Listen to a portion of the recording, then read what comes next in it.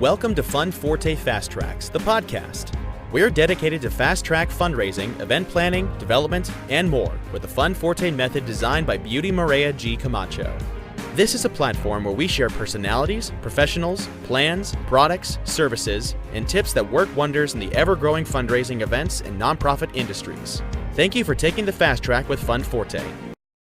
Hello everyone from everywhere. Thank you so much for taking the time to follow the Fundforte Fast Tracks blog, channel, and podcast. Welcome to track number 6, Fundraiser in Progress. If you're reading up on the blog, listening in on the podcast, or watching over on the channel, I just ask that you do so safely and responsibly by assuring your attention is set on matters that are urgent or important to the well-being of yourself and others around you. Just as a recap, we've covered the following topics in track numbers 1 through 5. Track number 1, a Fundforte introduction. Track number 2, meet the founder.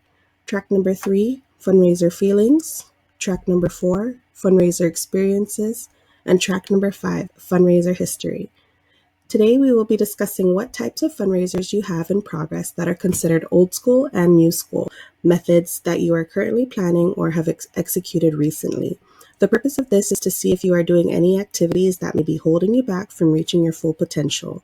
In a future track, we will discuss these methods in depth and also talk about what can be done to enhance your events, fundraisers, or programs for more creativity, efficiency, and profitability. The first 6 methods below are probably thought to be too old school, cold, outdated, and inefficient. Though it may seem that way, there are many things you can do to apply these in a modern and creative fashion. There are many amazing ways to fundraise and host events now. These are methods that fundraiser professionals and event planners could only dream of, which were absolutely non-existent 10, 5, and even just 2 years ago. Upgrades and advancements in technology tend to get foggy as more of the same thing comes about, claiming to be the best resource for you. For example, websites, mobile applications, and MLM agencies. As for some of our more seasoned event planners and fundraisers, the next 6 new school methods may seem impersonal, rushed, too technical, and oversaturated. Experimentation with these different methods is the only way to find out what works for you, your organization, and your supporters. Yes, the idea of fundraising with so many different ways available seems frustrating and overwhelming at first, but when the distractions and ineffective activities are eliminated, experimentation is faster, streamlined, and automated. The methods below will be a part of your workbook at the end of the segment, so you may journal your thoughts for now to get ahead, or you can wait until the workbook is available. With it, you'll be able to score yourself based on your answers, see if the activities you are currently implementing are distractions, ineffective, proactive, or opportune. So we'll get started first with the old school methods. Fundraising method number 1, meetings or donation collection. The meeting method on fundraising is the action of scheduling a meeting to request a donation, gift, or support face-to-face and in-person from a current supporter or a prospect. Donation collection also takes place in a face-to-face format where a representative for a cause is asked to support prospects in exchange for gratitude or recognition. This can also be found in the form of standalone donation jars near registers, collection boxes padlocked for security purpose, or anything similar that collects small change like wishing wells, for example. Fundraising method number 2, phone calls. The phone call method of fundraising is the action of calling to request a donation, gift, or support over the phone. Other types of phone call fundraising include telemarketing and voice prompt methods as well. Donations are usually processed via credit card transactions. Fundraising method number 3, direct mail. Direct mail methods of fundraising include sending letters, postcards, or packages, which will be postmarked to current supporters and prospects. This is where funds will be processed through cash, check, or money order. Fundraising method number 4, text message or SMS, which is just strictly text. Text message and SMS methods of fundraising include sending short text updates and notices to retain donors and prospects. So this usually has a quick link or a reply back option to receive support with a donation from their service provider. and then that amount of money is added onto the subscriber's invoice or monthly bill. Fundraising method number 5, live events. Live event methods of fundraising include soliciting support from recurring donors or prospects by hosting events of many different types and categories of fundraising. Fundraising method number 6, traditional sales. Traditional sales methods of fundraising include soliciting support from recurring donors or prospects by selling items or services face-to-face or through pre-order. Beneficiaries can accept almost all forms of payment through this method. All right, and now onto the new school methods. Fundraising method number 7, digital sales. Digital sales methods of fundraising include soliciting support from recurring donors or prospects by selling items or services through pre-order over the internet or by purchasing items that are readily available. The beneficiary receives a portion of the profits by becoming an affiliate of the host website. Fundraising method number 8, online events, digital campaigns, and crowdfunding.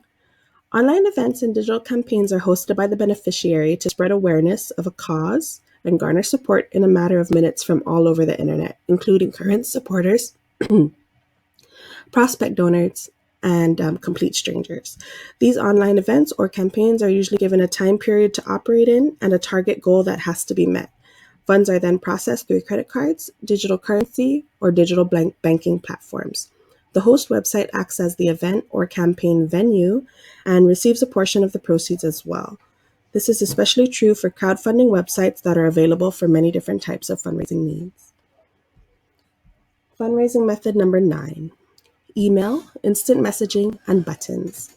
Email and instant message requests provide the same opportunities as direct mail, text, and SMS, but through a digital platform where the recipient of the request, which is either a current or future supporter, can explore further to gain access to an organization's website, social media, and more. Links and buttons are embedded into a website or email and are added to provide a great guest experience.